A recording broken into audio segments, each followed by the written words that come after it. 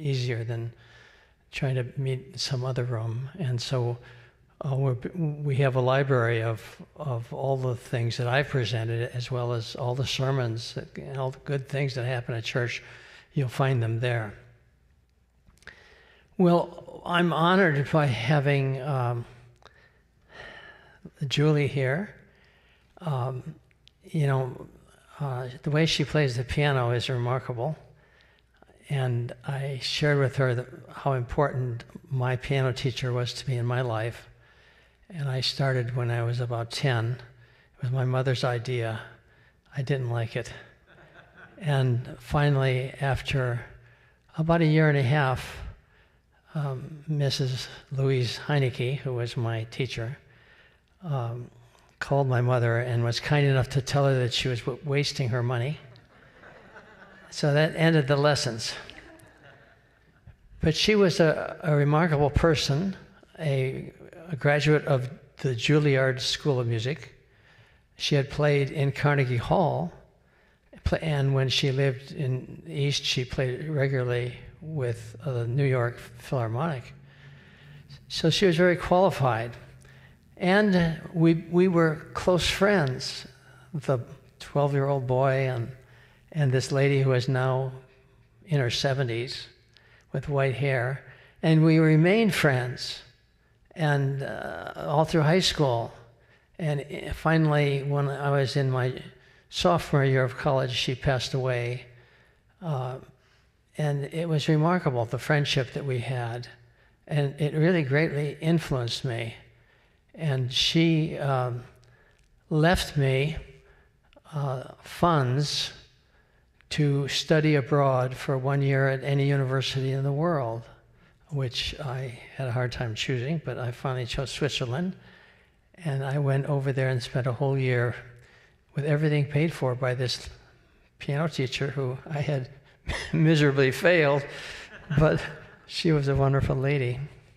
And then, secondly, Nella came up and played the piano, and the thought that struck me as she played the piano was that proves that Superman knits. I mean, if Nelda, with her talents, she's the Superman of writing. And the things that she does, I couldn't even tell you all of the written material that she produces for our church and all of the things that she does. And then she sits down and whips out this music just like it's nothing. I just take my hat off to her after my own experiences. So today we're going to look at the last half of the Alzheimer's topic. We presented the first half last month. This is the fourth session of an 8-session series on dementia. And since Alzheimer's represents the largest segment of dementia patients, with somewhere between 60 and 80% of dementia patients having Alzheimer's, we need to give it enough time. And I think we left off last time. I want to just back up one step. We just had covered item 43 and 44, talking about the deficit of personality change. And just as a reminder, we're looking at Alzheimer's in terms of deficits, the deficits that it causes in daily life. So if you have just one deficit, like there's just one thing that you can't do, that probably does not qualify as dementia or Alzheimer's disease. And do we really know who has Alzheimer's and who doesn't? Well, not always. The most accurate test for Alzheimer's would be the spinal fluid, and usually that isn't done on a living patient. Often Alzheimer's is just a creative term that is used to describe the symptoms representing the deficits for daily living that some patient has. So we're going to just take the term as it stands and realize that, well, most dementia patients do have Alzheimer's, and that these deficits affect the brain in many ways. And one of the ways they affect it is in personality change. And the fact that most of that is negative. And so we generally think of Alzheimer's always as completely negative, and it's not. And you don't hear many people talk about the fact that there are some good things that can happen in Alzheimer's disease. And if your spouse gets Alzheimer's disease, it doesn't mean that the companionship is lost. It doesn't mean that she's still not there. When you go through the full course of Alzheimer's towards the end, then that's when you see the person being absent from the body, so to speak. That the person that you knew and loved is not there anymore. And that's the hardest part of Alzheimer's disease. The average person in the United States who comes down with Alzheimer's disease, from initial presentation of the first symptom to death, is estimated to be about 8 years. Now, there's a doctor in town that I rode my bicycle with regularly, and he's a great friend of mine, and he went, and he was a surgeon, and he did a surgery, and he made a horrible error, and he realized immediately something was wrong. He was tested, and 3 days later, he was diagnosed with Alzheimer's disease, and 3 days after that, he sold his practice, and in 18 months, he was gone. So it can go that fast. But there can be other people who can go 20 years with Alzheimer's disease. So it can be fast or slow. My observation as working in hospice with Alzheimer's patients is that the younger you are at onset, the faster it's likely to go. Now, I don't know if that's backed up by science, but that's just a feeling that I've gotten. That if you come down with early Alzheimer's, say in your 60s, you're not going to last very long. But if you come down with Alzheimer's in your 80s, the Alzheimer's isn't the limiting factor anymore, but it's life itself. The fact that aging happens, and this is a hard concept for us who are not scientists, aging happens at the cellular level. I mean, to me, not being a scientist, I get up and look in the mirror and I see bags under my eyes I didn't used to have. Well, that's aging. But it isn't that. Aging happens at the cellular level. Our youngest daughter has a PhD in molecular biology, and she is now studying ancient DNA and attempting to use ancient DNA to regrow it. And her goal is to recreate that history, that past. So I said to her, well, are you going to be able to grow a dinosaur? And she said, I hope so. And she wasn't joking. I mean, that's her goal. So she's trying to reverse aging. There's nothing that we can do about aging. It is at the level of the mitochondria, that's the cells in the body. The cells are getting old, and the sum total of that is what we see in the mirror. No matter how hard I exercise, and I've exercised all my life, I can't avoid aging. I can delay it, I can tend to push it back, but eventually aging wins. Because the human body is just not designed to live more than 100 years. The longer you live, the greater your chance of getting some form of dementia, most probably Alzheimer's disease. So the risk factor in being human is aging. So if you don't want to get Alzheimer's disease, don't get any older. But that's illegal. So you do anything about it yourself. That's not a good thing. It is wonderful, though, to have a partner. If you have a partner and you get Alzheimer's disease, you're so much farther ahead than if you were living alone.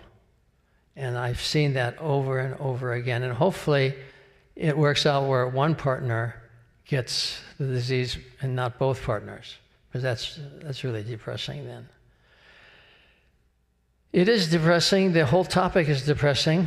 But during the course of the disease, there are many times when you still can relate to that person as the one whom you've loved all these years, and you still have the joy of companionship.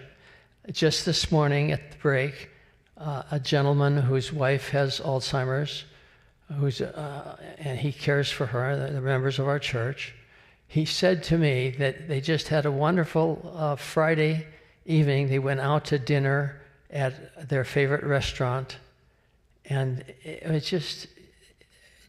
was heartwarming to hear how much they both enjoyed it, and they still can break through that fog of disease in their togetherness.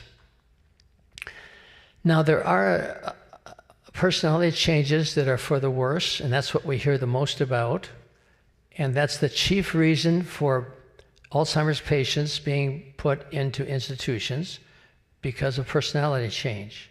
Usually the person lashing out physically, and very often it's the man who has Alzheimer's and the wife is trying to care for him at home, but he's still strong and lashing out, and he has to be institutionalized for his own safety and for her safety. Now, there are some instances, and it's not the majority, but still there are cases. It's not uncommon to have the patient change for the better. It's just a remarkable thought that a patient who all of his or her life was buoyed down by a terrible anger, for example, that he or she would lash out and become furious, that all that is gone. That's just an amazing thing, that peace has descended upon them. And it's not like the peace of being drugged and they're in a stupor. Not that. They just are at peace with themselves and peace with the world. And that's good. So not all of Alzheimer's is negative, and sometimes we tend to treat the caregiver for the Alzheimer's patient as someone who needs our sympathy.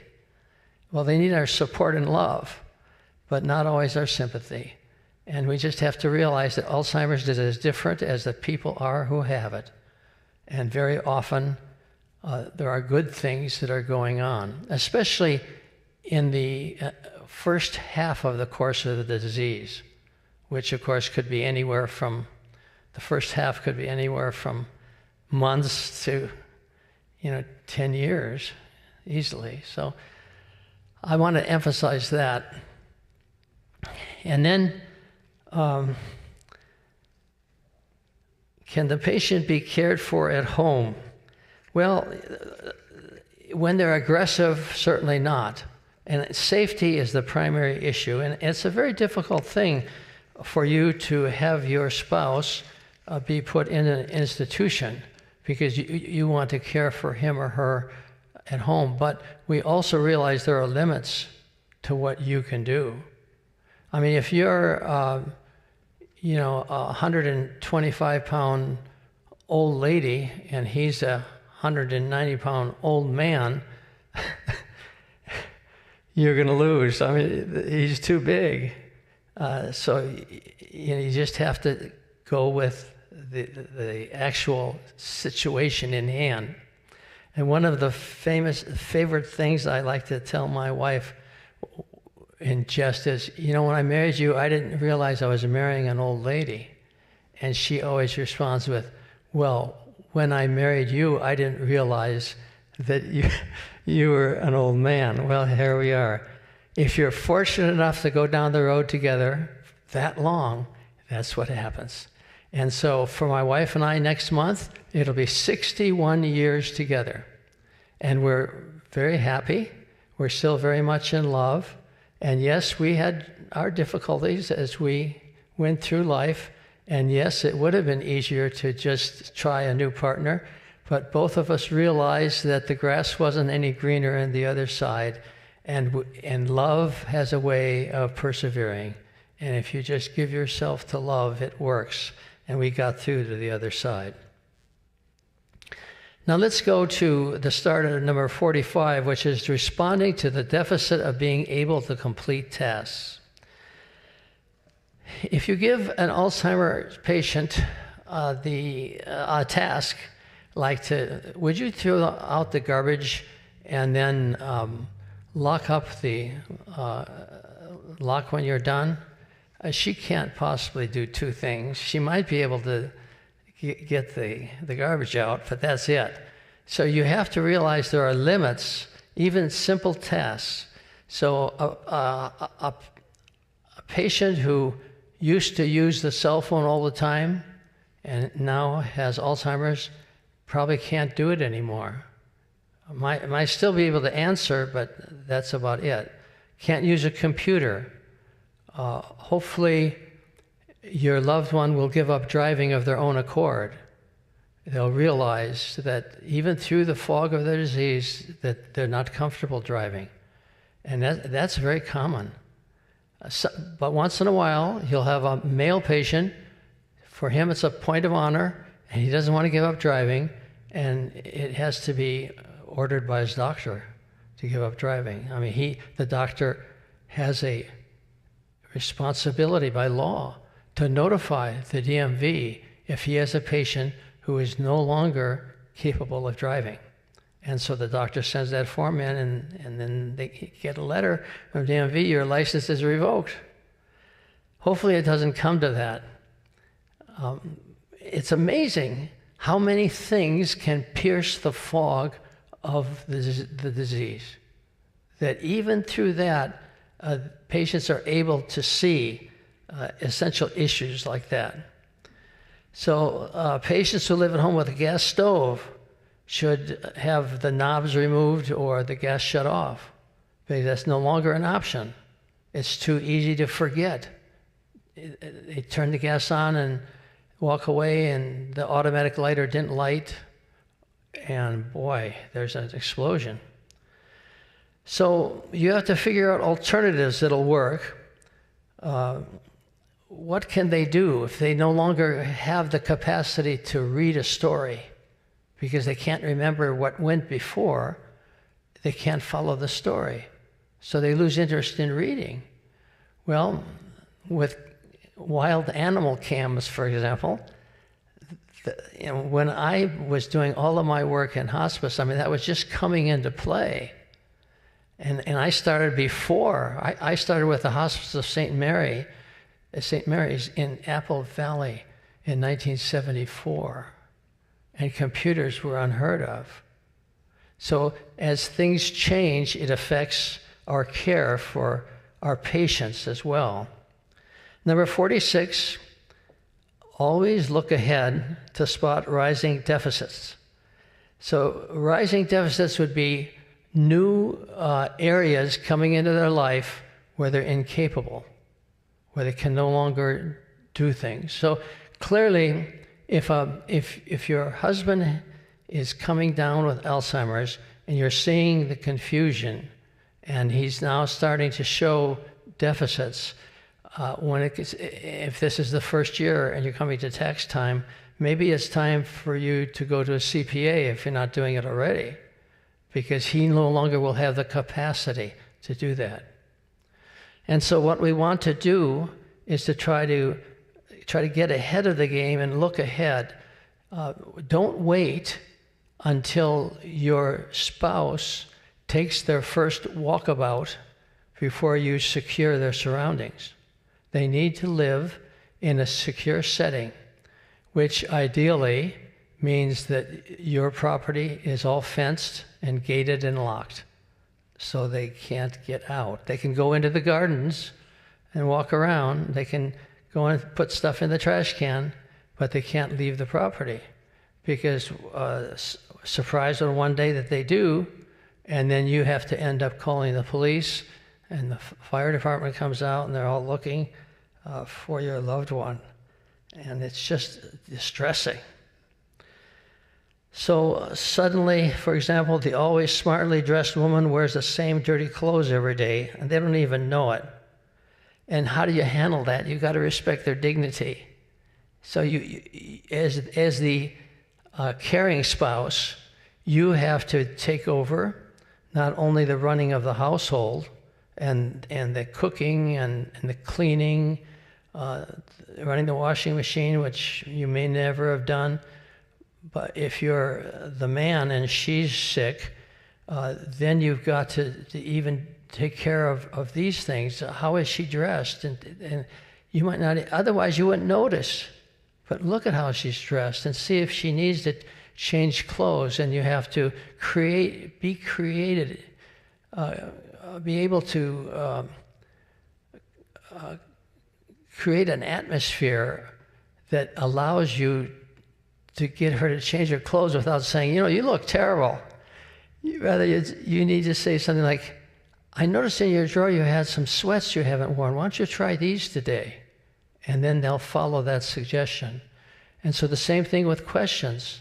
You don't want to ask her, if it's a her, you don't want to ask her a question that's open-ended because they can't answer it, but rather questions that could be answered yes or no. Those are the questions you're looking for.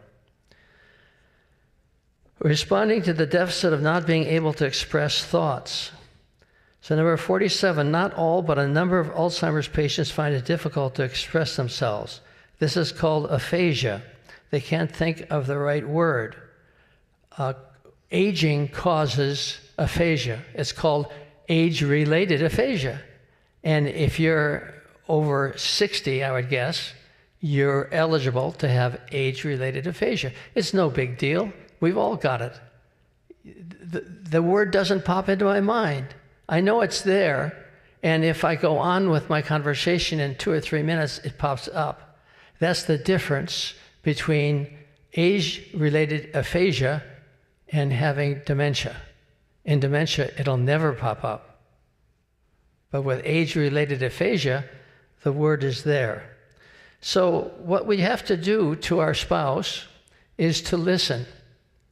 Now that might be a difficult task for some of us, for some people, who maybe have never had a silent thought.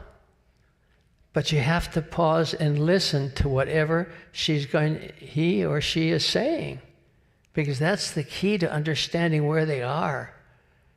And she's trying to get that question out, but she doesn't know how to answer it, and you may have to guess. Ask leading questions. Do you want to go with me to the store? And would you believe that once in a while they'll say yes? But questions that are yes or no, that's what you want to ask. Number 48, in my many years as a clinician and caregiver working with Alzheimer's disease, I am always astounded to find that wisdom can still be voiced by an AD patient. In that moment of clarity, the brain fog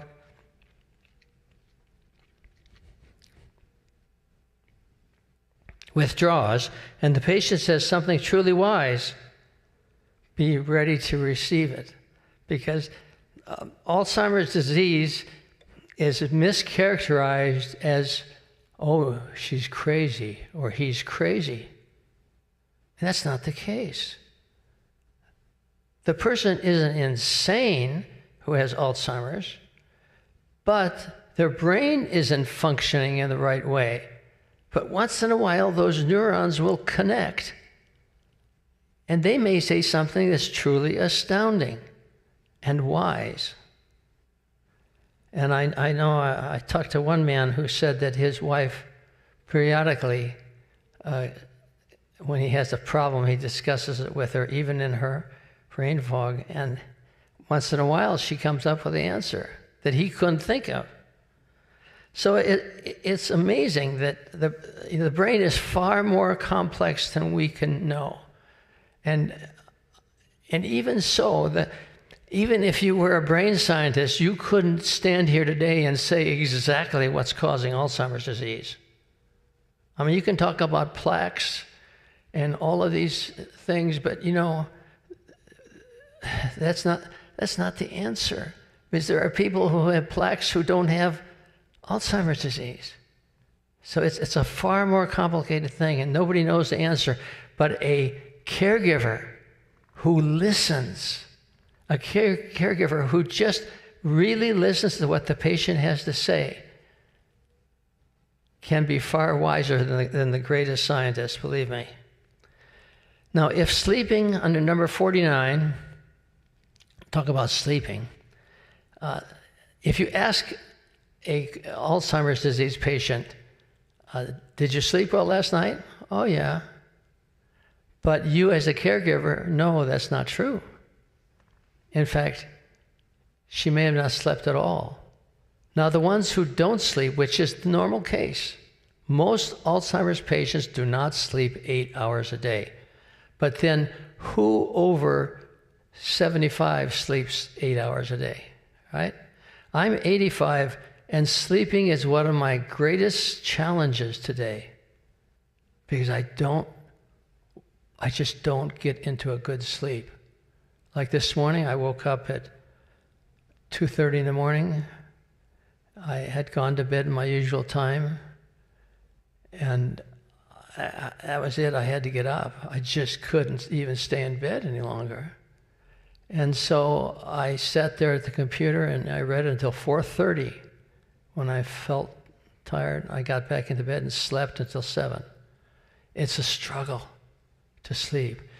Alzheimer's disease patients struggle every night with that. They just can't sleep. And they don't know it in the morning. But if your spouse is not getting up until 1 o'clock in the afternoon, that's probably why. They didn't fall asleep until dawn, and they sleep right to 2, 3 o'clock in the afternoon. But some Alzheimer's patients at night who don't sleep also don't stay in bed, and they wander the house. And they'll even be going in and out, closing the doors, slamming the doors. Some don't. So it's very hard. What advice can I give you? If your spouse is going in and out, just make sure the property is secure. They can't get out on the street. And how do you handle that? I don't know. Discuss it with your doctor. Doctors are so reticent to give anyone over 60 a sleeping pill. They just won't do it because of now there's so much case law against it, so many lawsuits. I was astounded when I found out I couldn't get a sleeping pill anymore. Because I was over 60. But sleeping is really good. I talked to one man who said that he and his wife had to sit up all night in the airport because they missed a flight, and she had AD, and in the morning she was just loopy. She hardly knew who he was. Daily sleep is really important. Even if it looks like they're sleeping 18 hours a day, they're probably laying in bed for 8 hours of it awake and spending 10 hours sleeping. So at number 50, sleeping is good. It's restorative for the brain and body. It should be encouraged. I believe that sleep is the most restorative thing that a patient can do, and that we as caregivers need to really encourage our loved one to sleep. It's a rare day that you would want to wake your spouse up. It has to be something really important. So dental appointments, everything in the afternoon when she's more apt to be awake, or the sleep loss would be less. No doctor appointments in the mornings. That's the time to leave for sleeping. It's really an important issue. Responding to the deficit caused by impaired judgment, number 51. AD patients are unable to make complex decisions, solve complex problems, or even pay the bills. It's really important to allow them to do what they can do, even if it requires supervision. So if your husband has always done the bills, he can still do the bills with AD, but you have to go over them before he puts them in the envelope, before the envelope is sealed. You have to check to make sure that it's right, because otherwise it can really get embarrassing if the check is, like the date is 3/1/25 and the check is made out for $31,025. You could get into real trouble. So you got, and the task that he's doing, that he's always done, is really helpful to him. That's a good thing. We want to keep them going the way that they were going, to do the things that they can do, but that requires supervision. So another task for a caregiver. And I think that the task of caregiving is different for the different genders.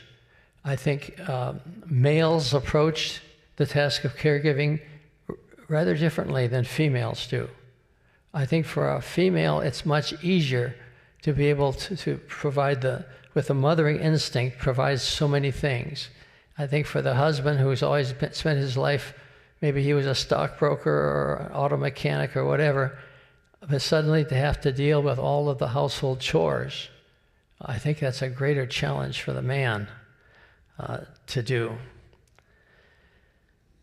Number 51, it's if they always have done the monthly billing, I've already, yeah, all right. The next one, number 52, responding to the deficit caused by disorientation. Commonly, a person with AD is confused. It should be both in space and time. So that confusion that they have is something that you have to deal with on a daily basis.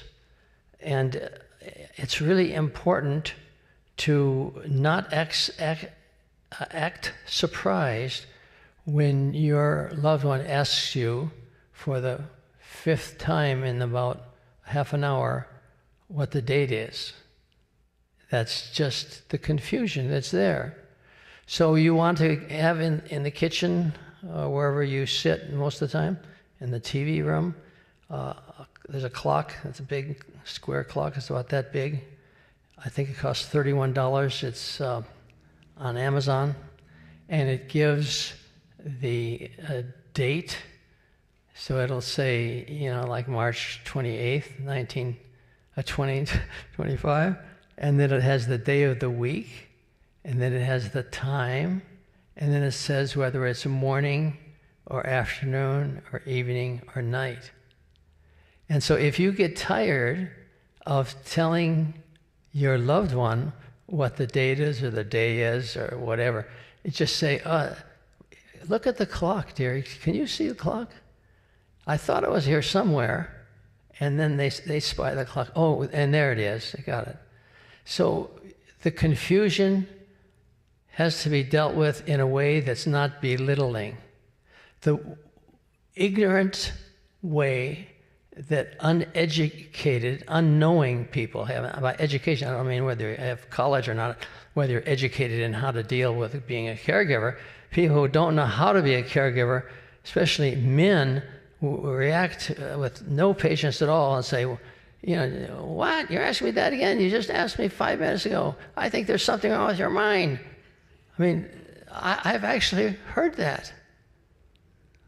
I had to take the man aside and try to talk some sense into him that provides nothing. That just creates chaos. You want to be able to have a situation where you're reinforcing a person's,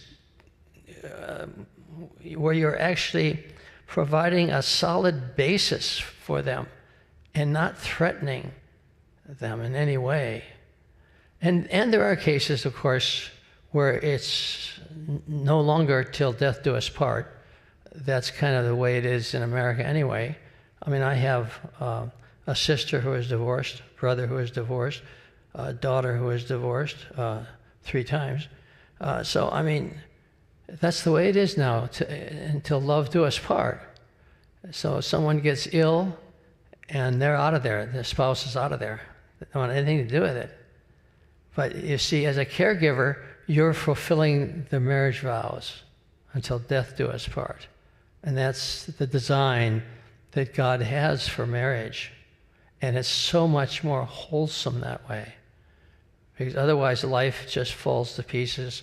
And all the memories you have in the past, they're no longer with that person, and life becomes meaningless.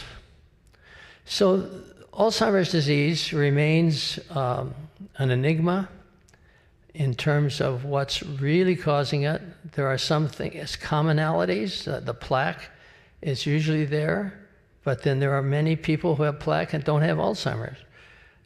There are other kinds of things that they think contribute to it, like lack of sleep for years, like if you were in some job that required you to get up in the middle of the night, answer a call, or like nurses who work all day and then they have to work all night. There are things like that to contribute to it, but we're really not sure. I think the big thing for caregivers is at the beginning to learn patience in dealing with their loved one. And then you get into a pattern and it becomes very comfortable. And the patient is comfortable with you, and the patient feels, even through the fog of his or her disease, they feel that love is still there. And there's nothing greater than that. When your patient expresses her love to you, that she can still do that, even through the fog of her illness. I got some, it's hard to bend over, I hurt my back. I'm putting in a new fence at home, and so I hired a guy to work with me, and he's 87. Isn't that funny? We laugh about it. He's 87 and I'm 85, and we're out there with the fence. There we are. Okay, I've got some microphones here. Time for you guys to share anything you want. Questions, comments? I hate to admit this, but it used to be when we left the house, we'd both say to each other, "Did you set the heat down if we're going to be gone 2 or 3 hours?" Because we didn't want to waste all that gas. And I'm not going to give you the details, but for the first time, I left the house with something cooking on the stove.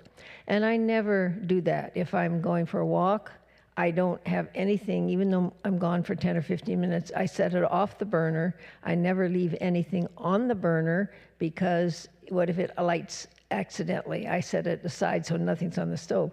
So I'm downtown, and the grace of God said to me, "Did you turn that burner off?" And I got back in time, luckily, big pan, lots of water, and a low heat. But I thought, okay, how do we do this? I talked to Monty about, how can we remind ourselves? I think maybe putting a little red dot above the key on the door when I lock it, I think we're going to go home, and I'm going to try to do that. I was absolutely shocked at myself that I had allowed that to happen. So, Monty. It was well cooked.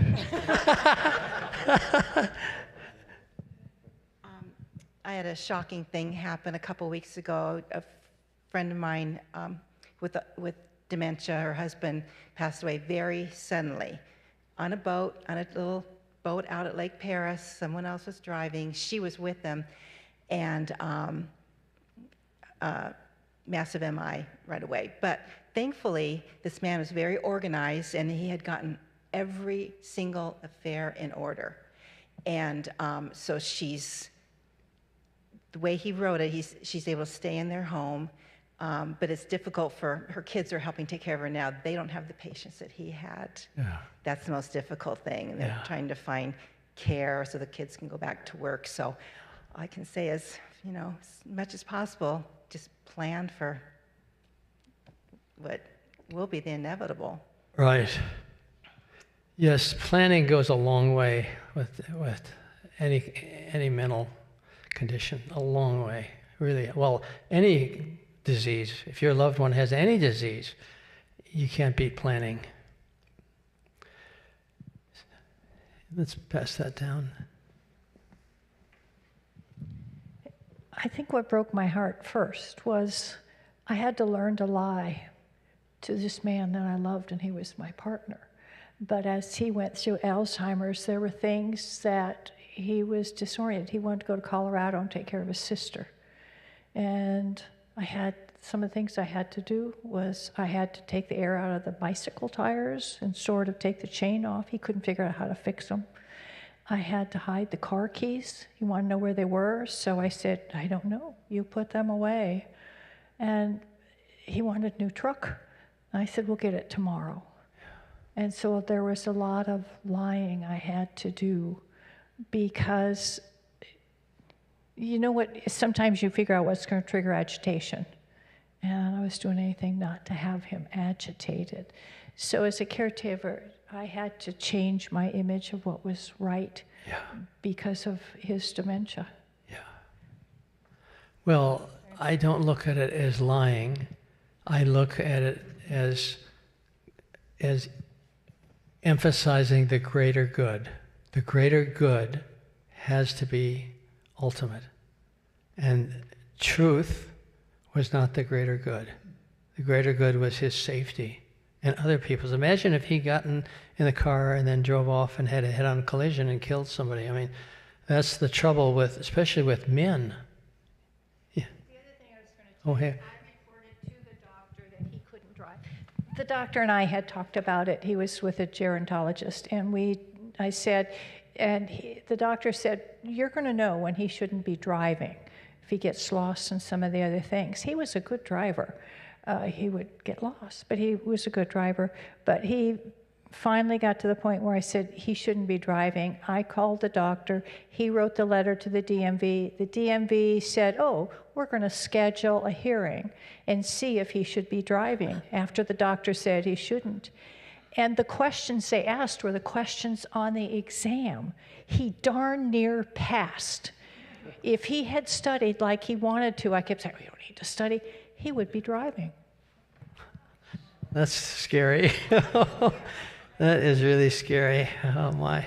Yeah, and that's typical for the male patient. The female patient very often freely gives up the driving, just very often. She'll say, oh, I just don't want to do that anymore. Because for one thing, she's lost. She doesn't even know how to find her house. And so, yeah, it's hard. It's really hard with the male patient. Yes, if we could pass that. So the microphone is for people, so people watching the tape can hear. Otherwise, they couldn't hear. A funny thing in my house, my mother could not recognize my father. And one day she said, who is that? She pointed to him and said, that is the nicest mean man.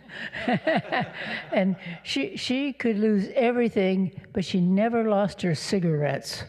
And that was troublesome.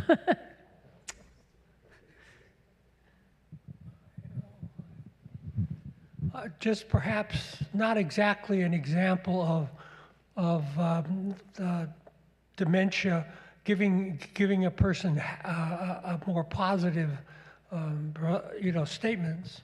I don't know what Wanda had. I don't think she had. I don't know what Wanda had. That's the end of that. I don't think the doctors did either. Never mind. She became sweeter. Now, she was always sweet, and I think Craig would agree with that.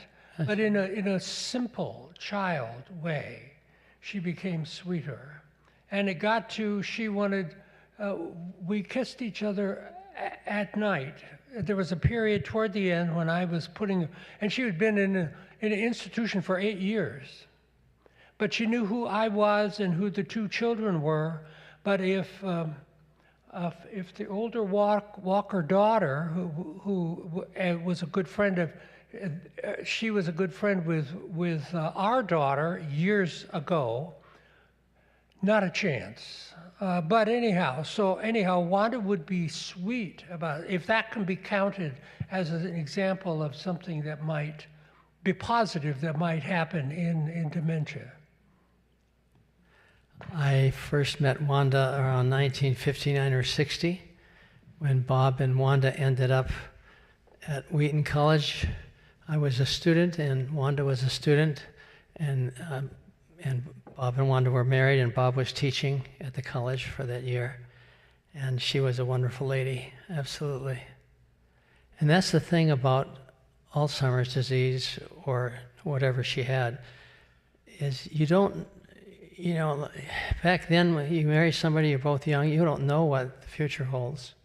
And yet you make this vow that you will be married together until death do us part. And that's the enormity of that vow is not something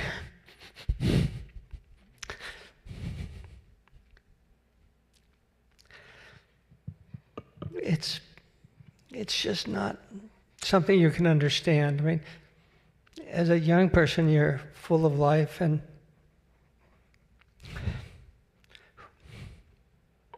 who would guess? Who would know? Any other comments? Let's pass that down there.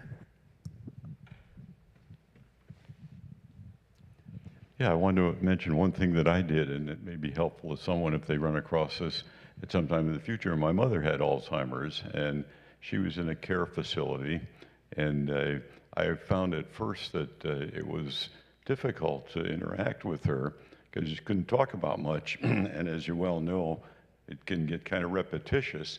And so what I started doing, what I found worked pretty well, is that she remembered some of the old songs from her youth. And so we would go outside at the Rose Garden and walk around the property singing.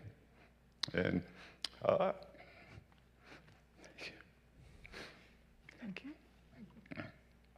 oops, there we go. Yeah, so that was a good way to interact, and I think the song we sang the most was "Bye Bye Blackbird." I don't know.